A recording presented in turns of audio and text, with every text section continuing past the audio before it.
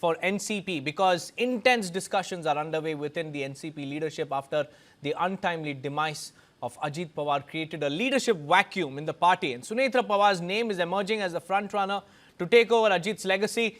The speculation of a merger got a boost after Ajit Pawar on January 13 said there are no permanent enemies in politics. A very, very cryptic message that he made on January 13, and now sources suggest that merger talks were at an advanced stage and they were preparing the ground for a formal reunification following the Zilla Parishad poll results.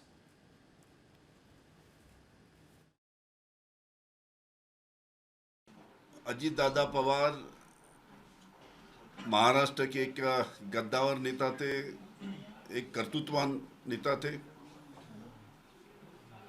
उनके मृत्यु से महाराष्ट्र के राजनीति में बहुत क्षति पहुंची है। कल ही अजीत दादा का अंत्यविधि कल बारामती में हुआ और आज जो सब जब चर्चा चालू है कि मुख्यमंत्री डिप्टी सीएम कौन बनेगा, ये कौन बनेगा, ये वक्त नहीं है, उचित नहीं, वक्त नहीं है। इसके बारे में सब माननीय शरद पवार साहब, हमारी बहनी सुनीत्रा बहनी, बेटे पार्थ पवार, जय पवार, उनके बाकी परिवार के लोग इकट्ठा बैठेंगे कुछ दिन के बाद में और इकट्ठा बैठ के चर्चा करके किस दिशा में, क्योंकि अजीत दादा की ये दिल से इच्छा थी कि दोनों पार्टी इकट्ठा आना चाहिए और इस प्रकार की उनके साथ में काफ़ी हमारी चर्चा भी हुई थी, हमारे नेताओं की और हमारी सबकी, और दिल से चाहते थे कि जल्द से जल्द दोनों पार्टी इकट्ठा आना चाहिए। वो हिसाब से जो उनकी अंतिम इच्छा थी, वो अंतिम इच्छा पूरी होना चाहिए, ऐसा सबको लगता है। कार्यकर्ताओं की भावना तो ये ज़रूर है कि एक साथ रहना चाहिए और उस माध्यम से दोनों पार्टी के नेताओं ने कुछ पहल भी की थी और काफ़ी डिस्कशन भी हुआ था, लेकिन अचानक से आज दादा जाने की वजह से बहुत ही बड़ा वैक्यूम निर्माण हुआ है पार्टी में। एक बहुत बड़ा नेता महाराष्ट्र ने खोया है।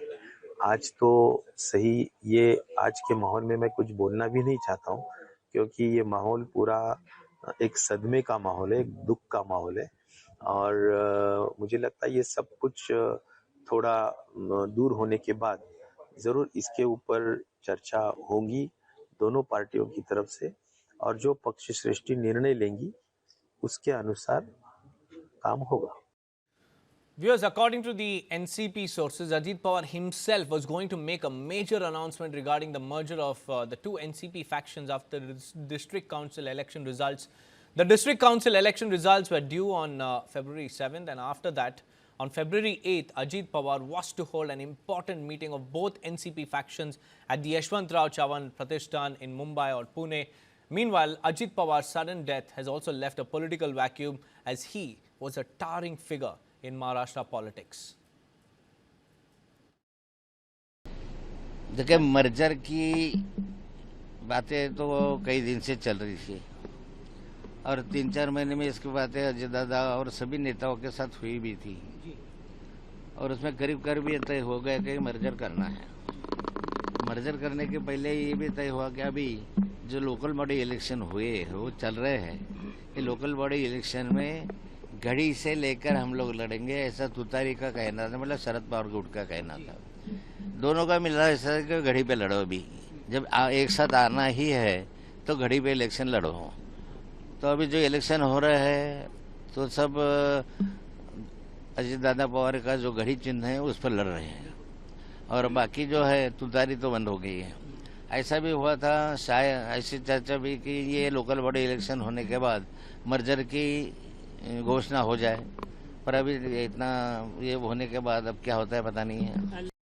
Viewers, now reports say NCP functionaries have urged Ajit Pawar's wife and Rajya Sabha MP Sunetra Pawar to return to state politics and take charge of the party as Deputy Chief Minister, the post that once her husband occupied. And according to sources, party seniors, including the working president Praful Patel, State Chief Sunil Tatkar and Cabinet Minister Chhagan Bhujbal met Sunetra Pawar at her residence and requested her to join the Mahayuti government and lead NCP Ajit Pawar faction. Party office bearers on the other side want either of Ajit Pawar's sons to contest the Baramati by-polls after his death. Sunetra Pawar lost to her sister-in-law Supriya Sule in 2024 Lok Sabha elections in Baramati. मेरा भी ये मानना है कि दोनों राष्ट्रवादी तुरंत एक होनी चाहिए, क्योंकि बहुत बड़ी ताकत महाराष्ट्र में है। 40 एमएलए दादा के हैं, 10 एमएलए साहब के हैं और 8-10 एमपीज़ उनके हैं। बड़ी ताकत महाराष्ट्र में, तो ये उनके बीच में कोई और नई बातें शुरू नहीं होनी चाहिए। तुरंत एक होके, ये सत्ता तो उनके पास है ही, और इससे कुछ अच्छा अगर नया कोई सिलसिला इससे शुरू होता है तो बहुत खुशी होगी। और सब डिमांड कर रहे हैं कि सुनेत्रा ताई को उप मुख्यमंत्री पद बनाया जाए। वो भी अच्छा काम कर रही है, पॉलिटिकली अभी एक्टिव हो चुकी है। मेरे साथ राज्यसभा में वो काम कर रही है, मैं देख रहा हूँ, उनका स्वभाव भी अच्छा है। अगर तीनों पक्ष साथ मिलते हैं और सभी पार्टी की अगर सहायता है तो मैं मानता हूँ कि उन्हें ये पद स्वीकारने में कोई हर्ज नहीं होना चाहिए। सुनेत्रा पवार जी का नाम का कोई किसी को विरोध करने का सवाल ही नहीं आता है। केवल पर हम अभी सुनेत्रा पवार जी को मिले, हम बात करें, रिक्वेस्ट करें, उसके बाद मैं आपको कुछ बोलूं तो अच्छा रहेगा। और इसीलिए हमारी मैंने कहा ना कि जन भावना और हमारी भावना, ये दोनों जोड़ेंगे तो आपको सेम मिलेगी। हमको केवल उनके साथ एक बार बात करने का मौका दीजिए। और अभी देखिए, अभी हमारे को तुरंत हमको खाली विधिमंडल जो हमारी डिप्यूटी सीएम की जगह है ये भरने की जरूरत है। उसको हम केवल जल्दी से जल्दी पूरा करने की प्रक्रिया में है। राजेश टोपे जी ने जो कहा कि दोनों एनसीपी के एकत्र आने की बात, एक होने की बात, वो सच बात है। इनकी बैठक हुई थी और एक होने की बात चल रही थी। अब उसी समय अगर अजीत दादा का प्लेन क्रैश होता है तो ये गंभीर मामला है। इस बारे में उच्च स्तरीय चौकसी के बाद ही क्लियर हो पाएगा, ऐसा हमें लगता है। पवार जी का अचानक जाना ये केवल उनके राजनीतिक दल की नहीं बल्कि महाराष्ट्र राज्य की बहुत बड़ी क्षति हुई है। अब अगला उप मुख्यमंत्री उनके दल से कौन होगा ये उनके दल का निजी फैसला है।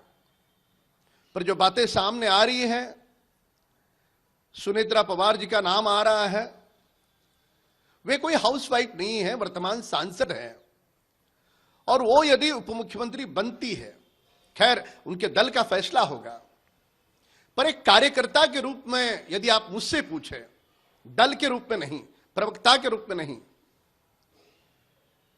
तो निश्चित तौर पर ये कहते कि सच्चे रूप से उनके दल के अजीत दादाजी को श्रद्धांजलि रहेगी।